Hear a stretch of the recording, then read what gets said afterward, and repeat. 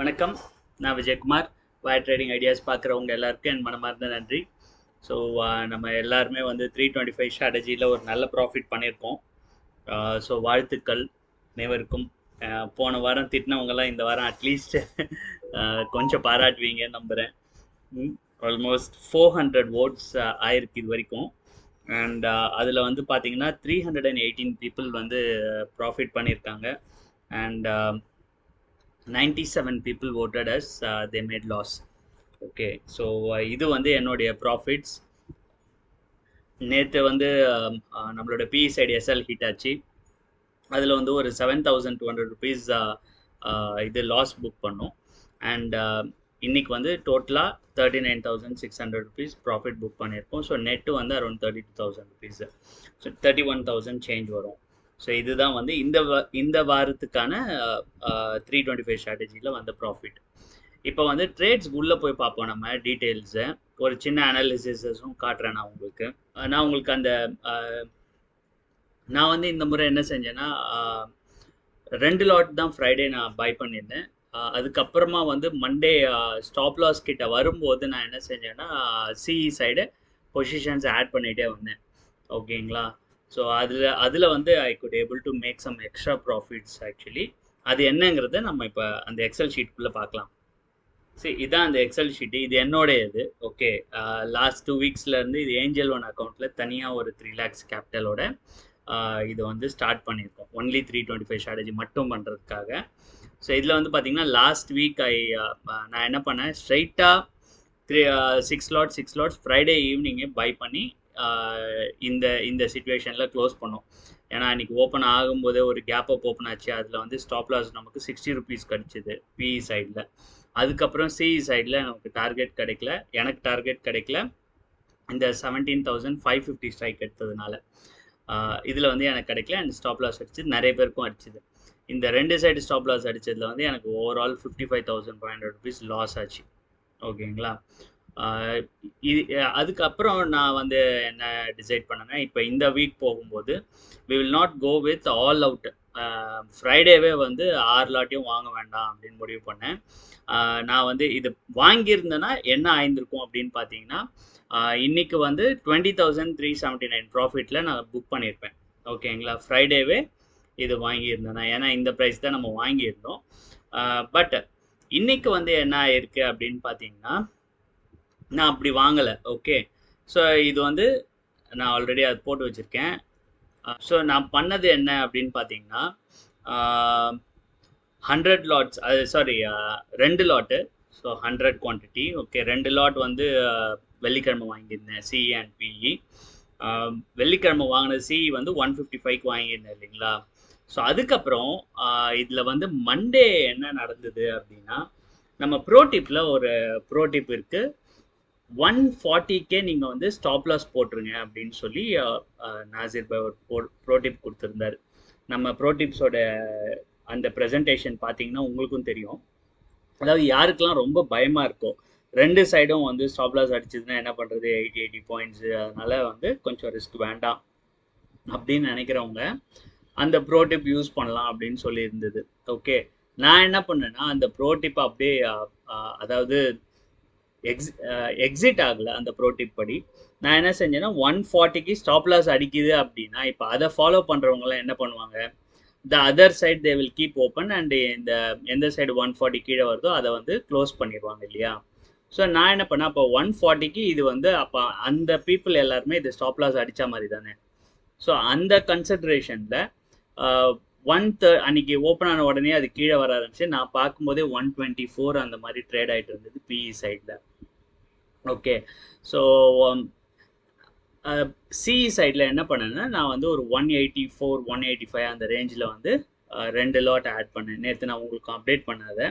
அதுக்கப்புறமா வந்து evening progress ஆக ஆக ஓரளவுக்கு வந்து டைரக்ஷன் கிளியர் ஆகுது அண்ட் சிஇ சைடு வந்து கண்டிப்பாக போகும் அப்படின்னு ஒரு ரொம்ப கான்ஃபிடென்ஸ் வந்ததுக்கப்புறமா நான் வந்து என்ன பண்ணேன்னா 2 குவான்டிட்டியாக ஆட் பண்ணேன். லாஸ்ட்டில் ஒரு ஃபால் ஆச்சு இல்லைங்களா, டக்கு டக்குன்னு ப்ரைஸ் கீழே வந்தது.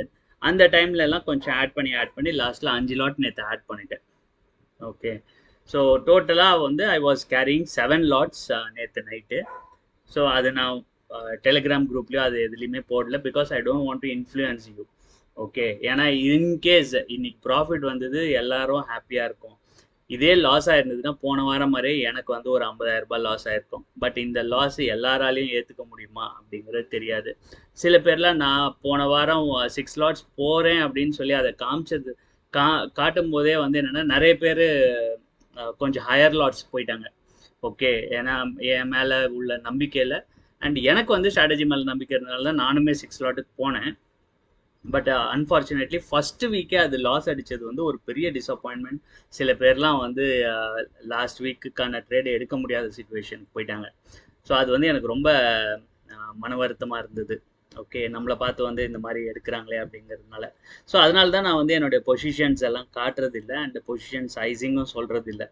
ஓகே, ஸோ உங்களுக்கு காட்டணுங்கிறதுக்காக சில ஸ்ட்ராட்டஜிஸ் பண்ணும்போது வெறும் 2 லாட் அந்த மாதிரி காட்டுறேன் நான். பட் இந்த மாதிரி பொசிஷன்ஸ் கேபிட்டல் இருக்கவங்க எடுத்தாங்கன்னா ப்ராஃபிட்ஸும் இந்த மாதிரி வரும், அதே சமயத்தில் லாஸும் இப்படி தான் வரும். அதையும் நீங்கள் ஞாபகத்தில் வச்சுக்கோங்க. ஓகே, ஸோ இப்போ வந்து ஜஸ்ட் டெலிகிராம் குரூப்லேயும் ஒருத்தர் கமெண்ட் கேட்டிருந்தீங்க, இந்த மண்டே பொசிஷன்ஸ் ஆட் பண்ணுறதுனால என்ன ப்ராஃபிட். ஏற்கனவே நீங்கள் பார்த்தீங்க, எனக்கு அதில் வந்து இன்கேஸ் நான் ஒன்றுமே பண்ணாமல் டைரெக்டாக 6 லாட்ஸோட ஃப்ரைடே போயிருந்தோம்னா 20,000 ப்ராஃபிட் கிடச்சிருக்கும். இப்போ வந்து என்ன ஆயிருக்குன்னா அதாவது நமக்கு வந்து 32,000 ருபீஸ் கிடச்சிருக்கு. ஓகே, இதுதான் வந்து வித்தியாசம். ஆக்சுவலி இன்ஃபேக்ட் இதை வந்து இன்னும் கொஞ்சம் ஜாஸ்தி பண்ணியிருந்திருக்க முடியும். நான் அந்த இன்னொரு ட்ரேட் ஜிரோதாவில் ஓடிட்டு இருந்தது நேற்று, அதனால இதில் வந்து ஒரு சின்ன இதை மிஸ் பண்ணிட்டேன். ஆக்சுவலி நேற்று 60 பாயிண்ட்ஸில் புக் பண்ணியிருந்திருக்க வேண்டியது அந்த மார்னிங் எடுத்த லாட்டு, அதை நான் புக் பண்ணாமல் விட்டேன். புக் பண்ணியிருந்தேன் அப்படின்னா அது இன்னும் ஒரு 6,000 ருபீஸ் ஆட் ஆயிருக்கும் இதில். ஓகே, ஆண்டவன் நமக்கு இதான் விதிச்சிருக்காருங்கிற இந்த வாரத்துக்கு இது ஓகே தான். ஓகே, ஸோ நியர் அபவுட் 32,000 இந்த வாரம் நமக்கு ப்ராஃபிட் கிடச்சிருக்கு. ஸோ நம்ம ஸ்டாப் லாஸ் அடித்ததுக்கு அப்புறமா நம்மளுடைய பொசிஷன்ஸ் பார்த்துக்கிட்டு ஆட் பண்ணிக்கிறது பெஸ்ட்டு.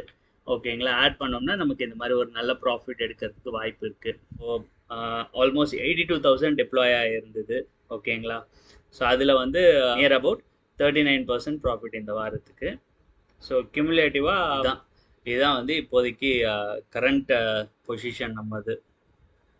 ஓகே, இன்னும் நெகட்டிவ் 23,000 இருக்குது.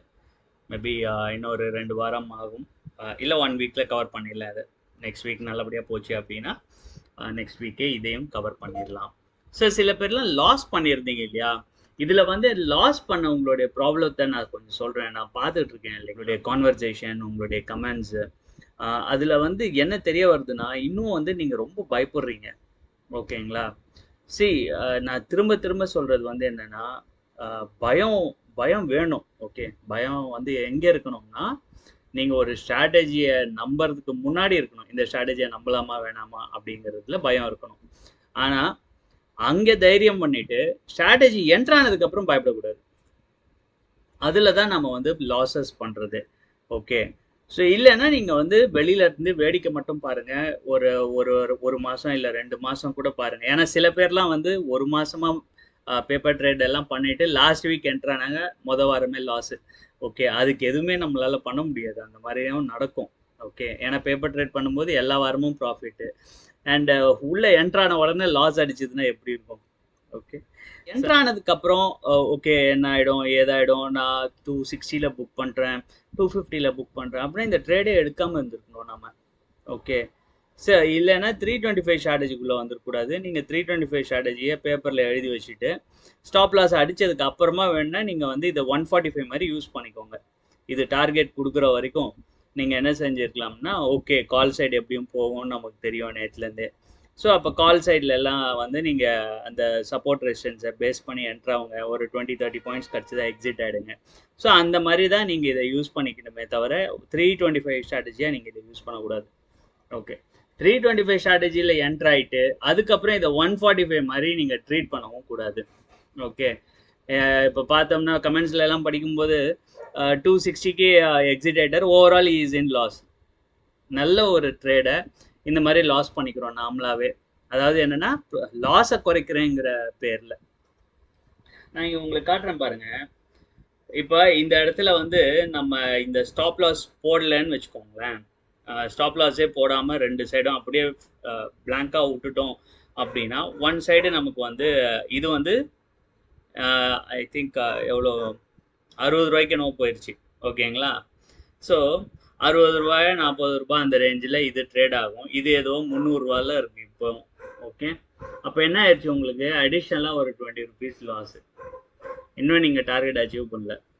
ஓகே, அப்போ இங்கே ஓவரால் ஓகே ப்ராஃபிட்டில் தான் இருப்பீங்கன்னு வச்சுக்கோங்களேன். இதுவே வந்து 7000 ருபீஸ் ப்ராஃபிட் வருது. இந்த 85 க்ளோஸ் பண்ணியிருந்தோம் அப்படின்னா, இன்கேஸ் க்ளோஸ் பண்ணாமல் வச்சுருந்தோம் அப்படின்னா இது வந்து ஒரு 50 ரூபான்னு வச்சுக்கோங்களேன். ஸோ இப்போ 3500 ப்ராஃபிட்டில் இருப்பீங்க. நாளைக்கு ரிவர்ஸ் அடிச்சதுன்னா ரிவர்ஸ் அடித்து 900க்கு கீழே போகணும். உங்களுக்கு அகெயின் ப்ராஃபிட் கொடுக்கணும் அப்படின்னா இந்த மாதிரி மேலேயும் கீழேயும் போய்கிட்டு இதுக்குள்ளேயே நின்று போச்சு அப்படின்னா என்ன நடக்கும்னா உங்களுக்கு லாஸ் கம்மியாக வரும். ஓகே, ஆனால் ப்ராஃபிட்டே வராது. அதுக்கு எதுக்கு ட்ரேட் பண்ணும்? அதனால அதே போல் இங்கே ஸ்டாப் லாஸ் அடிச்சுதா திருப்பியும் நேற்று வந்து சில பேர்லாம் வந்து 18,000 பயங்கர resistance, we cannot go naked அப்படின்னு சொல்லிட்டு திரும்பியும் பிஇ வாங்கினாங்க. ஓகே, இப்போ அவங்களுக்குலாம் வந்து பார்த்தீங்கன்னா டபுள் லாஸு. ஒரு ப்ராஃபிட்டபிள் ட்ரேடை எப்படி லாஸ் பண்ணுறதுன்னா இப்படி எல்லாம் பண்ணலாம். ஏன்னா நம்ம ஆல்ரெடி டிசைட் பண்ணி தானே உள்ளே வந்தோம். ஓகே, போன வாரம் அடித்த லாஸோடைய எஃபெக்ட் தான் அது எல்லாமே. அதுக்காக நம்ம எல்லா வாரமும் இந்த மாதிரி கொஞ்சம் அட்ஜஸ்ட் பண்ணுறேன் அதை பண்ணுறேன். இது வந்து செல்லர்ஸ் பண்ணணுங்க. நமக்கு வந்து என்னென்னா நம்ம என்ன ப்ரீமியம் வாங்கியிருக்கோமோ அதுதான் லாஸு. இதை நான் திரும்ப திரும்ப சொல்கிறேன். நம்ம வந்து நிறைய கன்ஃபியூஸ் பண்ணிக்கிறோம். இது என்ன தெரியுங்களா, too much of knowledge is also dangerous. இதுதான் ப்ராப்ளம். இப்போ சில புதுசாக ஃப்ரெஷ்ஷாக இப்போ தான் வந்து ட்ரேடே பண்ணுறாங்க. அவங்க எடுத்த உடனே 145 325 மட்டும்தான் பண்ணுறாங்க பார்த்தீங்களா. அவங்களில் சில பேர்லாம் வந்து இந்த எக்ஸ்டர்னல் இன்ஃப்ளூயன்சஸ் எதுவும் இல்லை. அவங்களுக்கு எதுவும் தெரியாது market. So they are just அவங்களுக்கு என்ன ஒரு டவுட்டுனா, சார் இது லாஸ் ஆயிடுச்சு என்ன ஆகுதோ அந்த ஒரு பயம்தான் இருக்குமே தவிர இந்த மாதிரி ஓகே இப்போ டவுனில் போகுது இப்போ பிஏ வாங்கிப்போம், இப்போ வந்து மேலே போகுது இப்போ சிஏ வாங்கிப்போம் அப்படியெல்லாம் நினைக்க மாட்டாங்க அவங்க. ஓகே, அதனால தான் அவங்களில் பல பேர் இன்னைக்கு வந்து ப்ராஃபிட்டபிளாக இருந்தாங்க.